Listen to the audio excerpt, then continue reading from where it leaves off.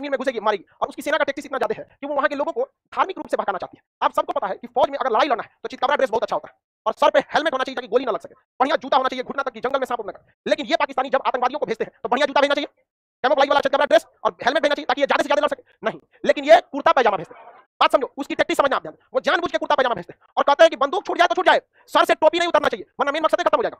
वो यहाँ पे खड़े 22 करोड़ मुसलमानों को सोचता है कि लावा दिया जाए, लेकिन इन्हें नहीं पता है पाकिस्तानियों को कि पाकिस्तान में ही भले पड़ोसी के लड़के रहते होंगे, यहाँ सब भारत माँ की संतान है, यहाँ कोई पड़ोसी वाला नहीं है जो देश की गद्दारी करेगा। भारत में जो सबसे पहला सेना का गैलेंट्री अवार्ड दिया गया था ना, बहादुरी का पुरस्कार, सबसे पहला ब्रिगेडियर उस्मानी को, तो का गोला सर पे गिर गया था, सर पे गिर गया था ब्रिगेडियर उस्मानी को यहाँ पर। और पाकिस्तान ने उनको कहा था कि आप हमको जाइए, हमारे यहाँ जाइए विभाजन के बाद, क्योंकि जब देश विभाजन नहीं हुआ था ना, ब्रिगेडियर उस्मानी बहुत बड़े कमांडर थे, उन्होंने कहा आपको मेजर जनरल बना देंगे, हमारे पास आ जाइए। कहीं की ट्रेनिंग लिए भारत में, पहला सैलरी उठाए भारत में, खेले कूदे भारत में, विभाजन हो गया तो पाकिस्तान चल जाए, चलो हम आते हैं। फर्क ये रहेगा कि चाय पीने नहीं, हथियार लेके जंग करने आएंगे, मुलाकात तो होगी वहीं पे आपका।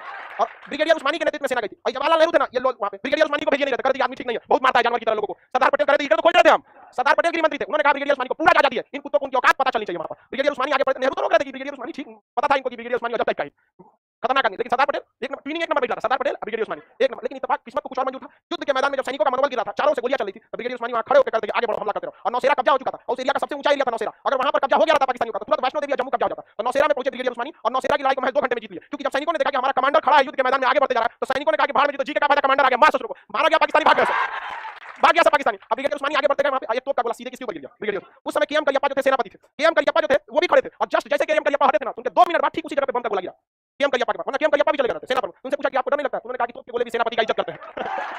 ये बहादुरी थी हमारे सैनिकों की। इन चोटों को लगता है कि तुम हमारे अंदर आके तोड़ दोगे, हाँ नहीं तोड़ पाओगे। अब तो गया जमाना, तुम किसी को ऐसे कुर्ता पजामा पहना के भेज दोगे और तुम्हें लगेगा साइलेंटली तुम्हारा मकसद कामयाब हो जाएगा, तो गया जमाना। तुम्हारे हर मकसद को कामयाब होने से पहले एक एक बच्चे को पहुंचा देंगे हम लोग, ये आप लोग को भी याद रखिएगा। आप बताइए, अजमल का साहब को जो गोली लगा था, सर पे टोपी की जगह हेलमेट पहना रहता तो मरता, या फिर कुर्ता की जगह बुलेट प्रूफ पहना रहता नहीं, लेकिन उनका तो मकसद कुछ और था। उन चोटों को यहाँ पर आओ कभी हमारे बैच से, एक बार कभी हम लोग चला जाएगा, गोली नहीं मारा जाएगा उसको, नोच नोच के मारेगा आदमी से, हाँ कसम बताते, गोली नहीं मारना उसको। कैसे अदरक रगड़ा जाता है, सील पे अदरक रगड़ा जाता है, यहाँ पे कुछ कुछ वैसे दीवार बिना प्लास्टर वाला, और उस पे मुंह लेकर रगड़ के बराबर सपाट कर देना है चोटा का।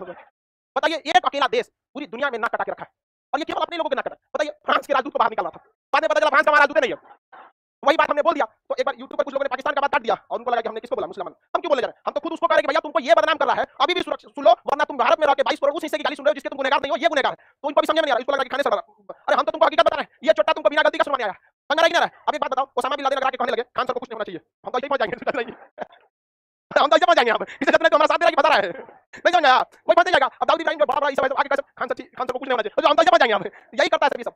भारत में अगर कुछ भी होगा हम कुछ नहीं होने देंगे इन लोगों को, बस यही सब जाए यहाँ पे। तो ये इस सब की टैक्टिस है ये, और ये टैक्टिस जानते हैं उसकी सेना की, क्योंकि सेना अगर नहीं लड़ेगी तो सेना के प्रति लोगों का थोड़ा सा लगाव क्या होता है धीरे धीरे। हालांकि हमारी सेना पूरी तरह से प्रोफेशनल है, लड़ती नहीं है, अगर लड़ाई नहीं है तो कोई दिक्कत नहीं है। प्राकृतिक आपदाओं में कश्मीर में बाढ़ आया, उत्तराखंड में तबाही आई, सेना कितना बढ़ चढ़ के काम किया, लेकिन ये सब चोटों को कौन समझाया, नहीं समझ सकते, बिकॉज कैंसर की अभी तक दवा नहीं बनी। समझ आई नहीं?